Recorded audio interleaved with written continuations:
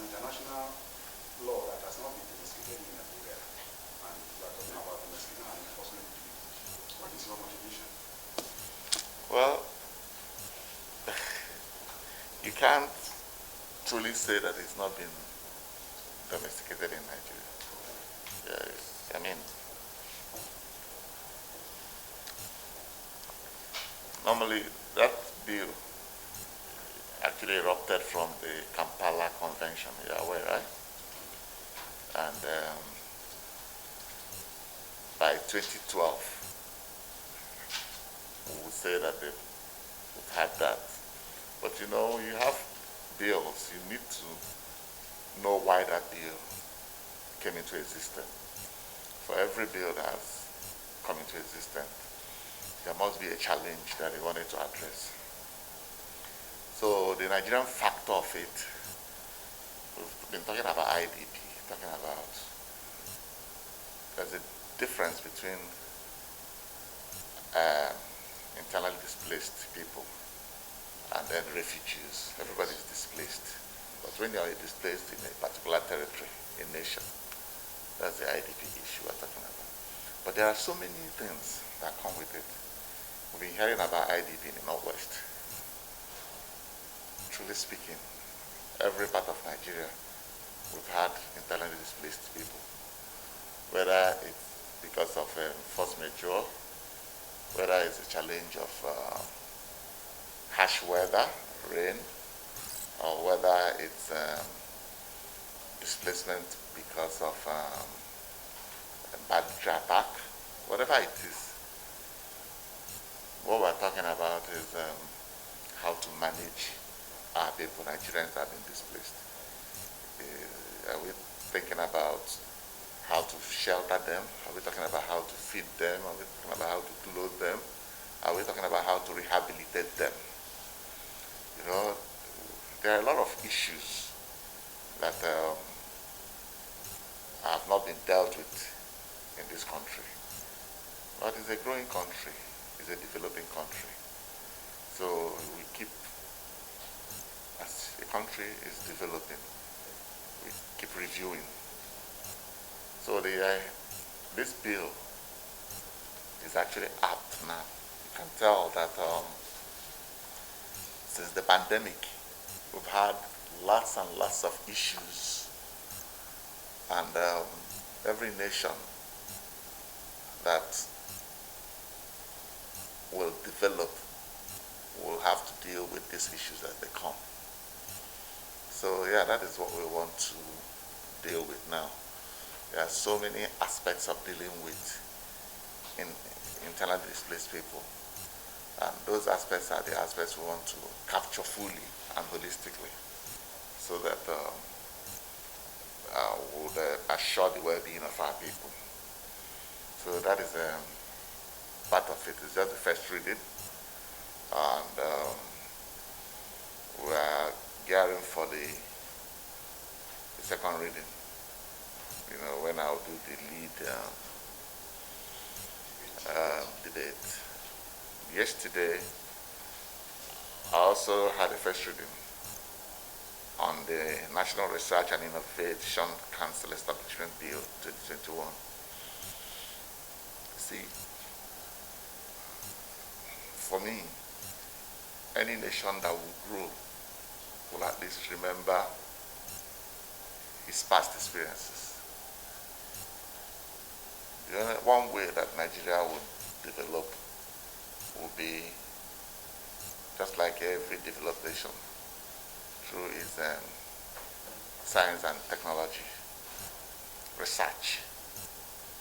So we need to properly document research work so that we can fall back to it and also expand from it.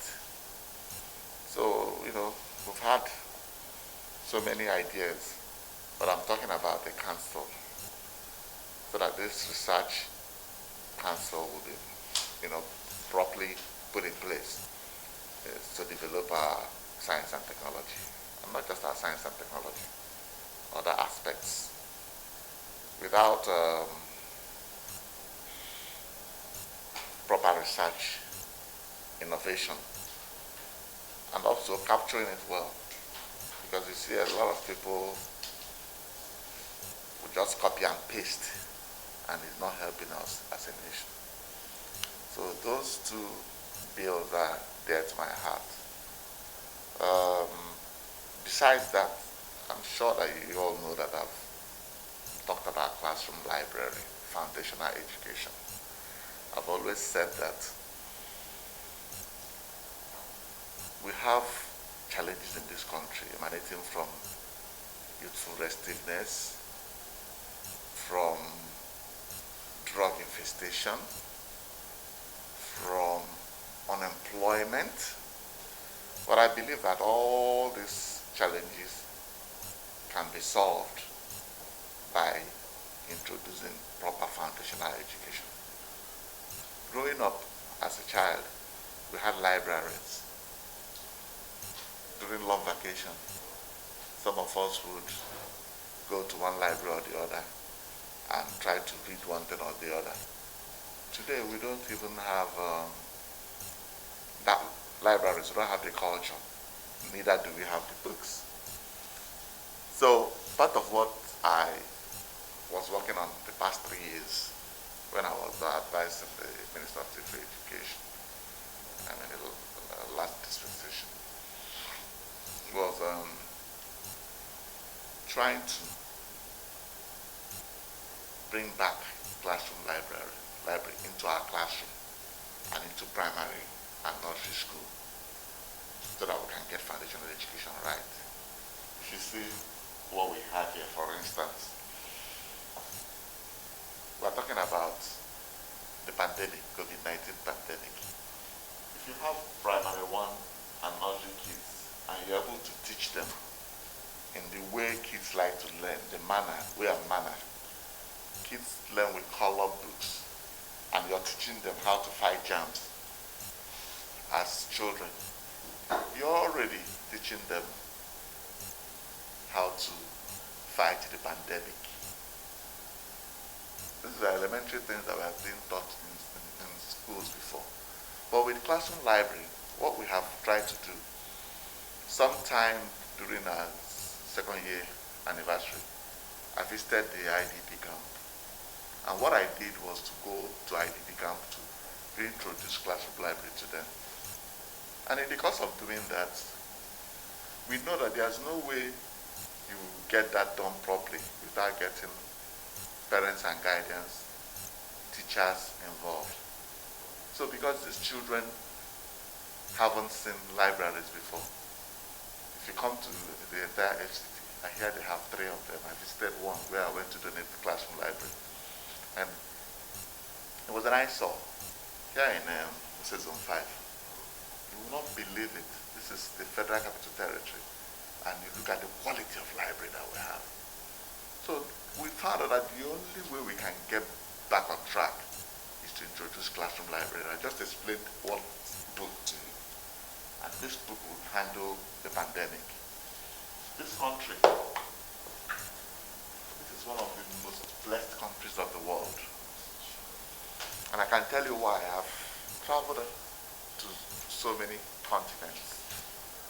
And I've yet to find any country that has the kind of weather that we have in this country. That also have the vegetation. You crisscross Nigeria, you find that we are blessed. But I believe that it's that blessing that is also our challenge. Because you cannot, truly, you can't grow. You can't grow as a nation without challenge. They say, for you to invent anything, there will be need. Even the early man was able to find light when he was so cold, he couldn't help it. He started hitting stones together at the stone age. So yes, we are blessed in Nigeria because we're talking about Nigeria, unity in diversity. Somebody will tell you that because we have Hausa, Yoruba, and Igbo, and that's why we have problems. It's not true. If you go back to Yoruba land, you find out that you have brothers fighting to kill. The other day, I was with one of my colleagues, and they were calling from Cross River, where sister localities were dismembering each other. If you come to Southeast, you will hear about the Aguleri and the Muleri. So the truth of the matter is, Nigeria is blessed, unity in diversity, but we have to teach unity to these children from day one, so they understand. If you don't teach people to discuss more of the things that bring them together and less of the things that separate them, how would they work together? Nigeria is such a blessed country that I want to be able to eat wedu. I want to go to the north and eat mashed rice. Do you understand? It's beautiful. But the truth of the matter is, we don't understand that because of our blessings, we don't understand that there's need for us to develop. And that is why I believe that even in this anarchy, I believe in this country. I believe that because of this challenge, all these restiveness issues, Nigerians, we have the right human capital. Nigerians would just think a little out of the box because of this hunger challenge and begin to solve our issues. All over the world, Nigerians are there. Anytime we put our mind to doing something, we rule the world in soccer, in different sports, even without facilities. Didn't it happen? Without facilities, we rule the world. Think of it if we begin to think that we should have the right facilities and train Nigerians. Football, sports alone can drive our foreign exchange and make us a rich country. We have about 200 million Nigerians or thereabouts. We have what it takes to feed our people. I've looked at it, and no matter how you look at it, we just need to go back to teaching our children, going back to foundational education. I talked about the unity of the country. Every book that is here will teach you about one thing or the other. All this youth restiveness we're talking about, it starts with bullying in classroom. When you teach people not to bully, they will not grow up to be cultists. Because it's when you're bullied in school, you're afraid, you dodge, and you go and join cause. By the time you go to secondary school or university, you now join cause for protection. And you think you're being protected. You don't know that from there you start doing drugs. Right now, we are talking about cannabis. They tell you Nigeria is the #1 headquarters of cannabis. People don't believe it until you go to the rural areas. The rural areas in the morning, you see a lot of young men sitting around. You think they are doing breakfast bread. You don't know that the tea that they are mixing with the bread is all cannabis. So we have to tackle all these things. And let me tell you something. It will happen that way if we don't tackle them. Whether you are in America or anywhere, you have to devote time, organize on how to clean up your system. Otherwise, Nigerians will be infested by drugs, and that is why we're having all this youth restiveness. That is why somebody will come and tell you that you should go and fight for something, go and destroy a police station. When you know that if you're in your right senses, you know that when you destroy the police station, that means that like, people will come and knock on you at night without anybody. The regular common sense that we have, we're out of it because we are not trying to be a little realistic. All of us here, we're Nigerians, and it's the same blood that runs in our system. If you haven't eaten since morning, by now you'll be fainty, you'll be hungry. It doesn't matter whether you're a Yoruba man or a Hausa man or Igbo man. So, who's a Yoruba man, Hausa man or Igbo man? He's a Nigerian. There's no Nigerian ethnic group that is the bad one. We have armed robbers in every part of Nigeria, and we have good people from every part of Nigeria. So let us begin to relate with those good ones to make sure that If a criminal is an Igbo person, will I say because he's Igbo, let me protect him to come and kill me? So what it is that there's pressure, and it's not only in Nigeria, but Nigerians should take advantage of what we have and realize that now is the time that we would develop our country. The days of colonization is gone. If we allow foreigners to come back and recolonize us, it will be worse for us. We have to take our laws into our hands and make a difference. And the days, every time we keep talking about the reason why we're backward is the military order. Is it the military that did our constitution for us? Is it not civilians that did the constitution, even the military time? They were justices, respected men and women. There's never been a time the military did constitutions for Nigeria. And every day we'll be talking about we've been going through this or that, and we don't. Reviews. Anywhere in the world you must review constitution, because the more you grow, the more you have different views, the more you have different ideas, then you review constitution. You know, so, and we can all sit here, I'm sitting here today, I'm the senator, but we all think if we are a peaceful nation, our young men and women would go to the right schools and graduate and have a work. We don't all have to be graduates in Nigeria. The technical schools, we are getting people from Togo. How big is Togo? I can tell you right now, you want Nigerians to come and do the technical work. Nobody wants to go to work. Everybody wants to make it big overnight. So we need to structure things, get people who are painters who will be able to paint well. Somebody who will tell you he's a painter, he will do some haphazard job, want to collect money from you, and be angry that you're telling him that this work is not done well. But this is not the Nigeria that we all knew from time. So I'm just saying that we have to wake up, and it's not better overseas, it's worse. If there are many Nigerians overseas in very cold weather or very hot weather. But this country, look at the kind of scenario, the weather we have. Why can't we live together? When we go outside Nigeria, if you go to America, you have all sorts of, the world is there. Nigerians will now live together with even white people, with Hispanics. But when you come to Nigeria, the same color. Just because somebody told you that this. We have a lot of Nigerians that are mixed. Like, your mother is Hausa and your father is Yoruba. If your father is Yoruba and your mother is Igbo, are you not a Nigerian? Will you throw away your mother because your mother is Igbo or your father is Yoruba? So, for me, whether you're a senator or you're a journalist, let us try to do our work. Let us try to be sincere about it. This country belongs to all of us.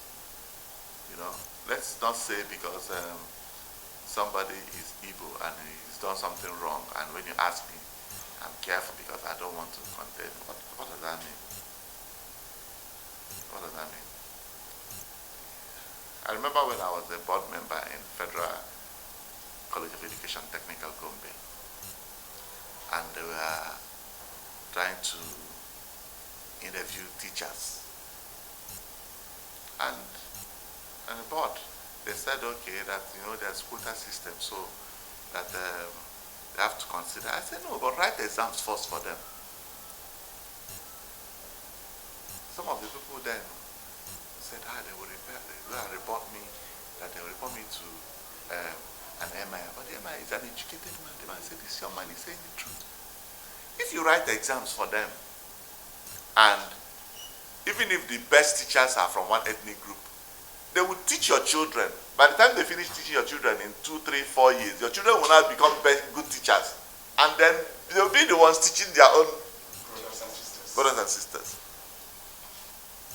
But if you say, well, this is what it is, you must take this, you will only churn out illiterates. Illiterates will be teaching illiterates. I don't know if you understand what I'm saying. So wait now, let them teach your own people well. Then you can say this much people can now teach. So for me, Yes, we are in the Senate. We're going to try to do bills. I don't like talking about what I haven't done before, but I can tell you, this is our passion. This is it. I believe that if we can get our children, get it right, we have to have new Nigeria. That new Nigeria will be Nigeria that is colorless. The Nigeria that has a heartbeat to be the best it can be in this world. And that Nigeria will start with, go back to those nursery, primary kids, teach them how to read and write, and teach them the right set of books. There are very young Nigerians that wrote these books, about 40-something books here. There's none of this book that you will raise that will not teach your children. Gratitude, be thankful. We must teach our children how to read and write. You cannot write if you can't read. So you have to start with reading. And I believe that I've told you all the vices that growing up you can become a bad person because you are not taught. When you are taught, you will only exude what you're taught. Is it not true? Yes. So for us to get this thing properly, we must have, even if the parents are not educated, there are relatives that are educated. We must teach the teachers how to teach the children how to read the books. So I'm very glad that federal government has keyed into it already. Last year, they donated 10 classroom libraries to each senatorial zone in this country.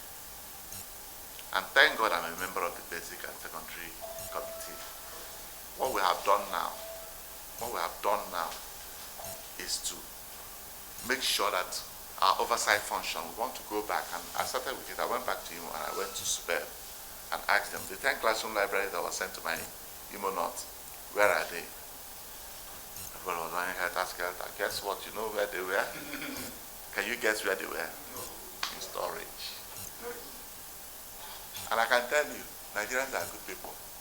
Nigerians have all the laws in the world that you can think of. Our challenge is implementation. Somebody will start something, it's a novel idea. We'll start that thing immediately. All of a sudden, the zeal is gone. We don't question it. We don't ask again. But there comes a time when we'll have to ask, because we can't continue like this. Because let me tell you, if we don't do it, this country is under pressure to develop. Because right now, other continents have developed. So there's pressure on Africa to develop. And Nigeria is the key country, blessed with all sorts of natural resources. So, what are we going to do? Stay here and go hungry every time? No. As the population is growing up, if we don't wear the right thinking cap, we will suffocate each other in this country. Thank you.